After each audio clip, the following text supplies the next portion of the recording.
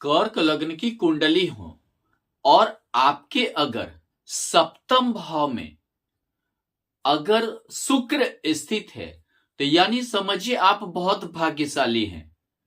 आपका जीवन साथी बहुत भाग्यशाली होगा। यानी समझिए आपको अचल संपत्ति, विवाह के बाद अचल संपत्ति भी मिलने का योग प्राप्त होगा।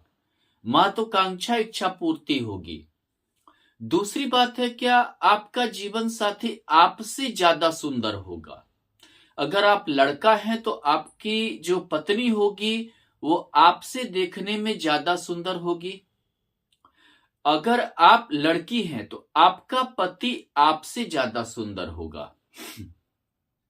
दूसरी बात है, यहां पर शुक्र यानी समझिए कि चतुर्थ से चतुर्थ हो गया।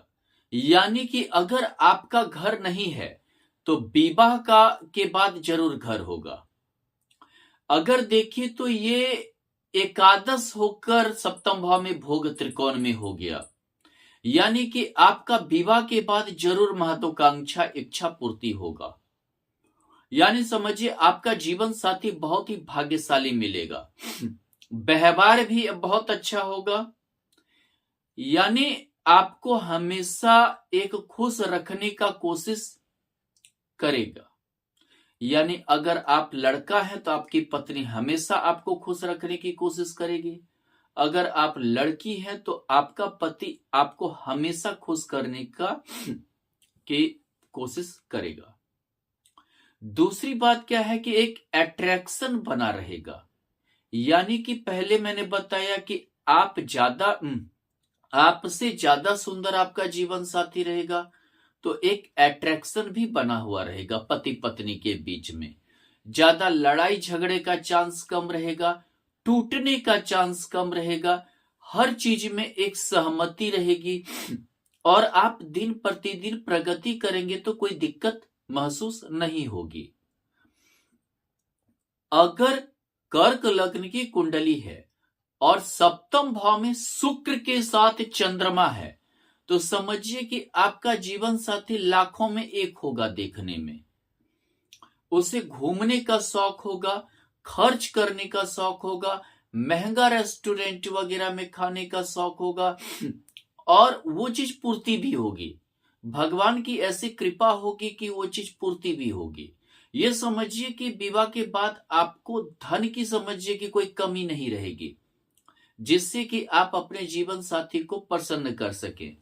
आपके जीवन साथी को घूमने का शौक बहुत होगा, प्रकृति देखने की शौक बहुत होगा, पहाड़ पर्वत इत्यादि का शौक बहुत ज्यादा होगा, समुद्र किनारे का जहां घर हो इसका शौक बहुत ज्यादा होगा। और वो होगा और आप भाग्यशाली हैं कि आपका विवाह के बाद ये सब चीज संभव हो पाएगा। ये समझिए अगर कर्क लग्न की कुंडली है, सप्तम भाव में चंद्रमा और शुक्र स्थित है तो आपको जीवन का हर खुशी मिलेगा, हर महत्वाकांक्षा इच्छा की पूर्ति होगी। कर्क लग्न की कुंडली है और सप्तम भाव में सूर्य और शुक्र स्थित है। ये समझिए आप हर बात अपने जीवन साथी का मानेंगे, हर इच्छा की पूर्ति करने की आप हमेशा कोशिश करेंगे। आपके पास कोई धन की कमी नहीं होगी। ऐसा भी हो सकता है आपका जीवन साथी आपसे ज्यादा प्रगति करे। अगर आप लड़का भी हैं तो हो सकता है आपकी पत्नी आपसे ज्यादा कमाए, आपसे ज्यादा बड़े पोस्ट पर रहे, ऐसा भी हो सकता है। यहां पर आपको द्वितीय और एकादशेश की युति के कारण महाधन योग बनेगा। चतुर्थेश होने के कारण घर द्वार बड़ा गाड़ी बड़ा घोड़ा का योग बनेगा। लेकिन आपका जीवन साथी सरकारी नौकरी में भी हो सकता है सूर्य की वजह से, या सरकार से कोई रिलेटेड कार्य कर सकता है। लेकिन यहां मार्केस होकर भी शुक्र मार्केस में है, सूर्य मार्केस में है। मार्केस होकर सूर्य मार्केस में होना समझिए कि हो सकता है कि आपको हमेशा नीचा दिखाने की भी कोशिश करे व्यवहार से। आपका जीवन साथी हो सकता है आपको नीचा दिखाने की कोशिश करे व्यवहार से। आपकी मां से बिल्कुल जो है समझिए कि विचार में मतभेद हो गार्जियन से। द्वितीय भाव परिवार का भी है, परिवार को नहीं चाहे। अगर आप लड़का है तो आपकी पत्नी आपके परिवार को नहीं चाहे, बिल्कुल अवॉइड करे। अगर आप लड़की हैं तो आपके मायके वाले को आपका पति नहीं चाहे। ये सूर्य की वजह से हो सकता है। अगर कर्क लग्न की कुंडली है और सप्तम भाव में शुक्र और बुध स्थित है तो ये समझिए कि आय और व्यय दोनों समान हो जाएगा। 11th और 12th हाउस के कारण आय और व्यय दोनों समान हो जाएगा। हालांकि आपकी जीवन साथी आप पर बहुत ज्यादा ध्यान देगी, बहुत ज्यादा आपका केयर करेगी। तृतीय इस केयर का भी है और वो सप्तम में आ गया, केयर करेगी। बुध शुक्र के कारण जो है समझिए कि बुद्धिमान भी होगी। और बुध और शुक्र लक्ष्मी योग बनाता है तो नहीं, पैसा भी आपके पास रहेगा। ऐसा कुछ व्यापार रहेगा जहां आना जाना पैसे का बना रहेगा, फ्लो भी बना रहेगा। लेकिन यह द्वादशी से बुध हो गया जो है सप्तम भाव में, यानी कि आपके घर में आपका हो सकता है परिवार के कारण, किसी और के कारण, किसी अन्य दोस्त या किसी के कारण आपका वैवाहिक जीवन में तनाव पैदा हो, आपके वैवाहिक जीवन में काफी तनाव पैदा हो, आपके वैवाहिक जीवन में काफी ज्यादा दिक्कतें आना शुरू हो जाए। द्वादश भाव व्यय भाव है। व्यय भाव यानी कि समझिए कि हर चीज का व्यय, और व्ययेश अगर सप्तम भाव में आ गया तो किसी और के कारण ही महायुद्ध करवाएगा। हालांकि कभी कभी यहां पर ऐसा भी हो सकता है आप बहुत ज्यादा एक टाइम सुखी रहें, फिर जो है आपको जो है दिक्कतें, आर्थिक स्थिति गड़बड़ हो जाए। आईएएस बीआईएस दोनों का जो है युति हो गया, यानी कि स्थिति गड़बड़ हो जाए, जिसके कारण जो है आप दुखी भी हो सकते हैं। अगर कर्क लग्न की कुंडली है और सप्तम भाव में अगर शुक्र के साथ अगर मंगल स्थित हो जाए तो एक तो मांगलिक कुंडली हो गया, और आओ नहीं ताओ आप देखेंगे मंगल शुक्र के कारण कोई भी लड़की मिली जल्द आप लव मैरिज की ओर भाग जाएंगे। अगर आप लड़की हैं तो भी आप उतावला हो जाएंगे, लड़की के कुंडली में हो तो आप उतावला हो जाएंगे लव मैरिज के लिए। लड़का के कुंडली में है तो भी आप उतावला हो जाएंगे लव मैरिज के लिए। और आप अपने जीवन साथी का हर बात मानने के लिए तैयार हो जाएंगे। दसम में यानी कर्मेश सप्तम भाव में हो गया, यानी कि हर चीज में आप राय भी लेना चालू कर देंगे। आप उसके बगैर जो है कोई काम नहीं करेंगे, यानी कर्मेश आप दोनों का जुट गया, आईएएस कर्मेश दोनों जुट गया। यानी कुछ ऐसे प्रोफेशन में रहेंगे जो दोनों का एक हो, जैसे दोनों डॉक्टर हो सकते हैं, दोनों इंजीनियर हो सकते हैं, दोनों मान लीजिए कि सरकारी जॉब में हो, इस टाइप के योग बनेंगे। या बिजनेस में आपकी पत्नी का सहयोग होगा, अगर आप लड़की होकर कुछ कर रहे हैं तो आपका पति का सहयोग होगा।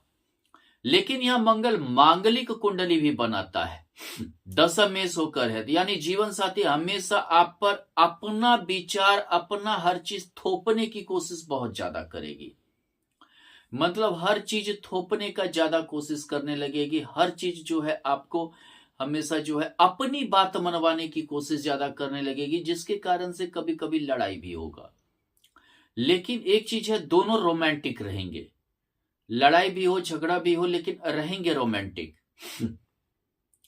अगर कर्क लग्न की कुंडली हो और सप्तम भाव में शुक्र के साथ अगर गुरु हो जाए तो आप समझिए भाग्यशाली भी हैं, भाग्यशाली हैं। और समझिए कि विवाह के बाद भाग्योदय भी होगा। लेकिन यहां गुरु नीच का हो गया।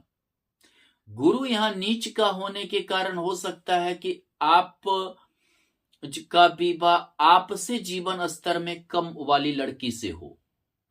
लेकिन यहां शुक्र और गुरु नमो नारायण योग भी बना रहा है। आपको हालांकि विवाह के बाद रोटी कपड़ा मकान का दिक्कत नहीं होगा, धीरे धीरे थोड़ा संघर्ष से आप भाग्योदय होगा, क्योंकि गुरु नीच का है लेकिन भाग्य से षष्ठेश भी है। षष्ठ भाव होने के कारण संघर्ष करवाएगा और भाग्येश होने के कारण भाग्योदय होगा। यानी आपको अपना किया हुआ संघर्ष हमेशा याद दिलाएगा कि हम काफी संघर्ष से उठे, काफी संघर्ष से हमने जो है जीवन को तय किया है। जीवन साथी भले लो कैटेगरी का हो लेकिन पढ़ा लिखा होगा, धार्मिक होगा, धर्म कर्म पर विश्वास करने वाली होगी। अगर लड़की होगी तो धर्म कर्म पर विश्वास करने वाली होगी। अगर आप स्त्री हैं और आप जो है आपके कुंडली में है तो हो सकता है कि आपको अपने जीवन स्तर से नीचे का लड़का मिल जाए। और कभी कभी जो है मतलब कि ये चीज दिक्कतें आना शुरू हो जाता है। गुरु मंद गति ग्रह है, शुक्र जो है जल तेजी से चलने वाला ग्रह है, तीव्र गति ग्रह है, तो कभी कभी क्या है बैलेंस बिगड़ने लगता है, यानी कि मतलब थोड़ा सा असंतुष्टि होने लगती है। कर्क लग्न की कुंडली हो और सप्तम भाव में शनि और शुक्र की युति हो, यानी कि यहां शनि ससयोग भी बना रहा है। पंच महापुरुष में से एक युग ससयोग बना रहा है। चतुर्थेश शुक्र, चतुर्थेश सप्तमेश का युति हो गया, एकादशेश और सप्तमेश की युति हो गई, हालांकि अष्टमेश भी शनि है। तो आपका जो विवाह होगा वो बराबर एज की लड़की से होगा। हो सकता है कि आपसे 1-2 साल लड़की बड़ी भी हो। अगर आप लड़की हैं तो हो सकता है कि आपका और आपका हस्बैंड के उम्र में कम फासला होगा। जीवन साथी थोड़ा शनि की वजह से मैच्योरिटी भी आएगा, लेकिन शुक्र की वजह से नए मतलब कि हालांकि आधुनिक मैच्योरिटी रहेगी। ये नहीं कि बहुत पौराणिक सोच विचार की ओर चले जाए। कभी कभी ऐसा होता है कि यहाँ शुक्र वगैरह बहुत नयापन ले आता है, लेकिन यहाँ दोनों का मिक्स रहेगा। लेकिन यहाँ पर अष्टमेश शनि अपने घर से द्वादश हो गया तो ऐसे में थोड़ा नीरसता भी लाएगा। अष्टम भाव किसी भी स्त्री का पति का जो होता है उसका समझिए रिलेटिव होता है, और वो चला गया अपने से द्वादश, यानी स्त्री उसको छोड़कर यानी अपने ससुराल वाले को छोड़कर अपने पति को अपने मायके की ओर खींचने की कोशिश करेगी, जिसके चलते काफी लड़ाई झगड़ा, काफी जो है दिक्कतें आ सकती है। हालांकि शनि थोड़ा वैवाहिक जीवन को नीरस भी बनाता है। अष्टमेश जो है वो क्या करता है कि उसको बोलते हैं कि जैसे कि बदलाव, हमेशा जो है कुछ ना कुछ एक बदलाव आते रहेगा। कभी दूरी बन जाएगी, कभी नजदीकी बन जाएगी, कभी जो है कोई जॉब के कारण आप दूर रह सकते हैं अपनी पत्नी से। इस टाइप के बदलाव भी आते रहेंगे।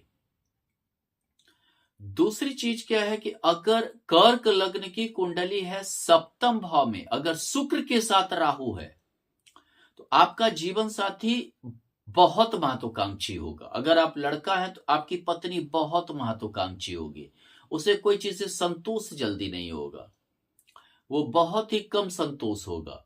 आप कितना भी भौतिक सुख हो जाए, कितना भी आप सुख दे दे, कितना भी उसे हमेशा कम ही लगेगा। खर्चीली होगी, खामखा फालतू का खर्च करने वाली होगी।